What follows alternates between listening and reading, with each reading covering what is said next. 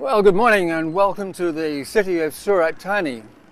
Apparently Surat Thani means city of good people, but in what language I have no idea. Now, if you're familiar with the British definition of city, then you're probably going, oh, it can't be a city unless it has a cathedral. Well, just stay tuned because I might find you one. And in researching for this video, I discovered that Surat Thani used to be known as Bandon, but King Rama VI decided to rename it in 1915. Kings can do that kind of thing. But apparently he really liked the city of Surat in Gujarat in India and named it after that. You can probably see behind me there's the Tapi River. The river kind of dominates the whole city. It runs straight the way through the city.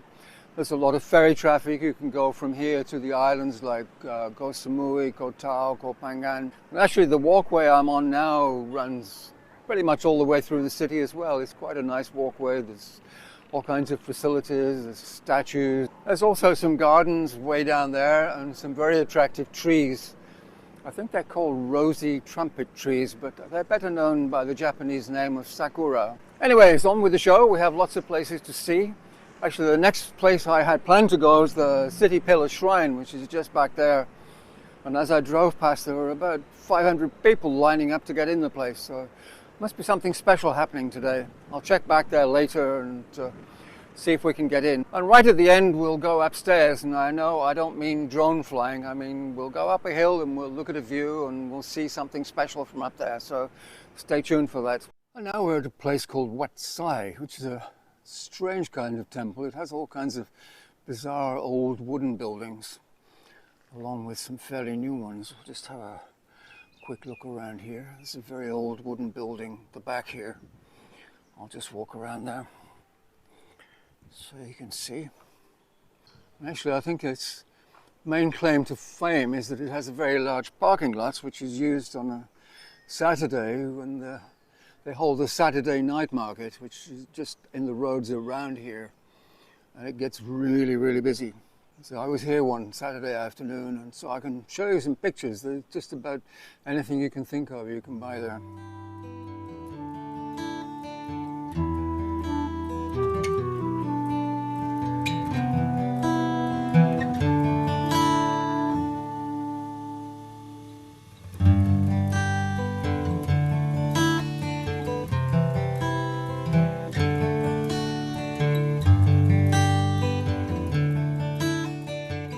Interesting mural here from presumably something during World War II when the Japanese occupied Thailand and Japan and Thailand cooperated.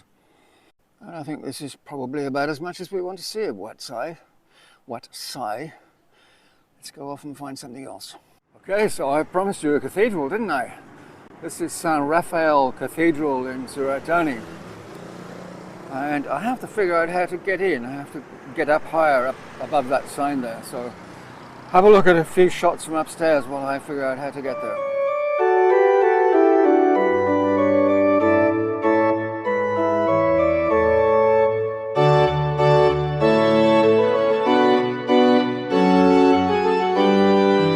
Well, there we go. There's steps. There's always steps.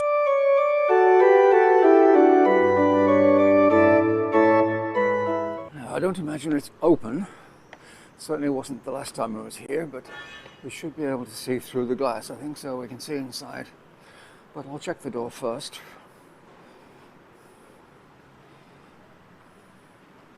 No way to go in there. Well, unfortunately, it's not possible to see through the glass. There's no lights on inside. So let me just show you a few photographs that I took last time I was here. I said it's quite attractive inside. And then we'll head back into the city and see what else we can find.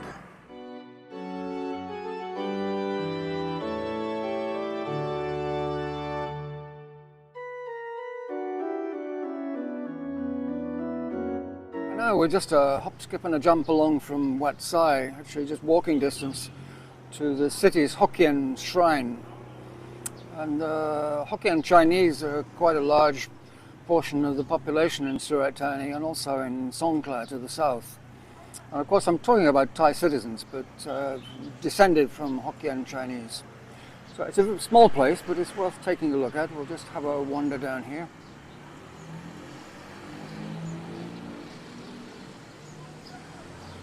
As you can see, very colourful.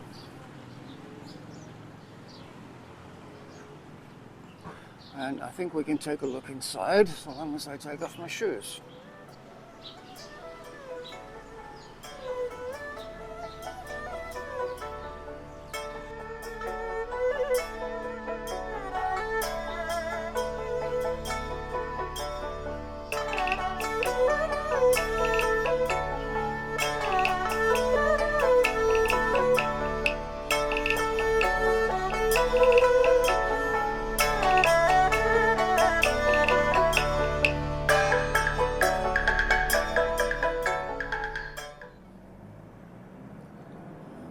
Well, I went back to the City Pillar Shrine to see if I could get in the place, but there's even more people there now, literally hundreds of people and hundreds of cars, so I couldn't get anywhere near the place.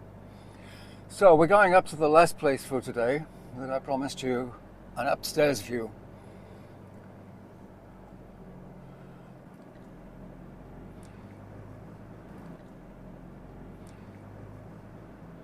And while we go up there, I can talk about the City Pillar Shrine.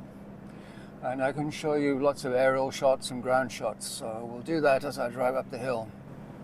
As you can see from the aerial shots, it's quite a large piece of land for such a small shrine. But originally it housed the Provincial Administration Building, but the Japanese army destroyed that when they invaded Thailand in December 1941. It was rebuilt after the war, but it was destroyed again in 1982 by a bomb planted by some communist rebels. I guess after that someone decided it wasn't really a lucky place for the administration building and built the shrine instead.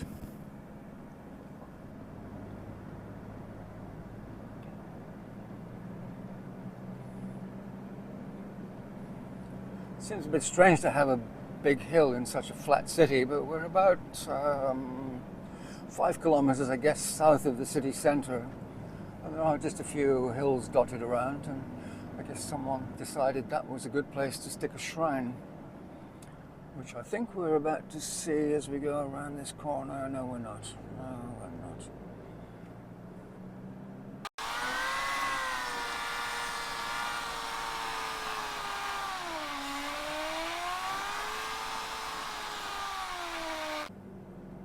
Well, something has been built since the last time I came here. I'm not sure what this large building is. Didn't used to be anything there. We'll have to take a look.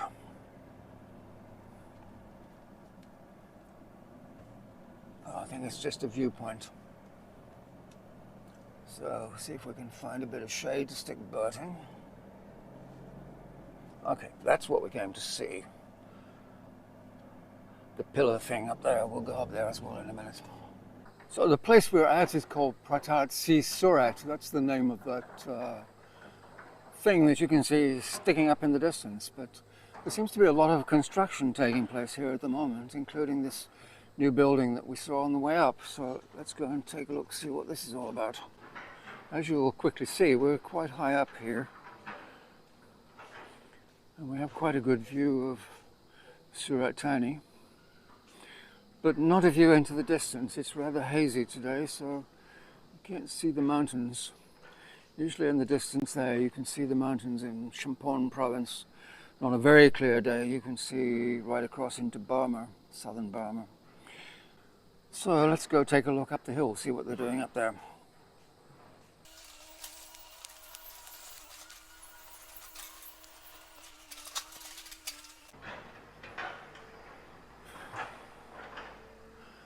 Okay, from here we can get a reasonably good view of the pillar.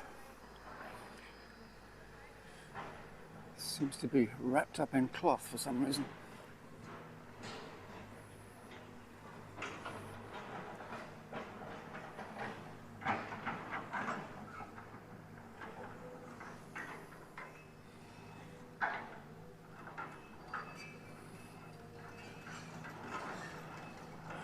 And even though we're already upstairs, I do have some upstairs views from upstairs, so let's take a look at those while I check out this other building.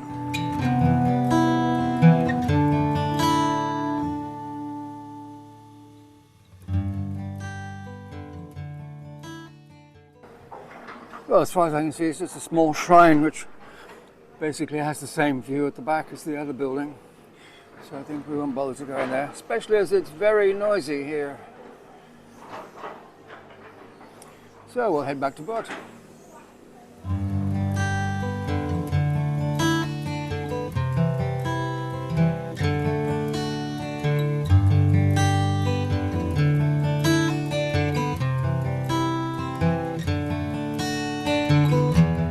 That's pretty much it for Surat Thani city. We've seen quite a number of places around the town.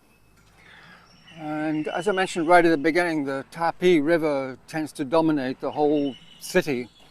And there's a lot of places riverside which are attractive to look at. So I plan to come back and make another video and possibly even go on the river to take a look at some of the river views. So for now, it's goodbye from Bert and it's goodbye from me. Goodbye.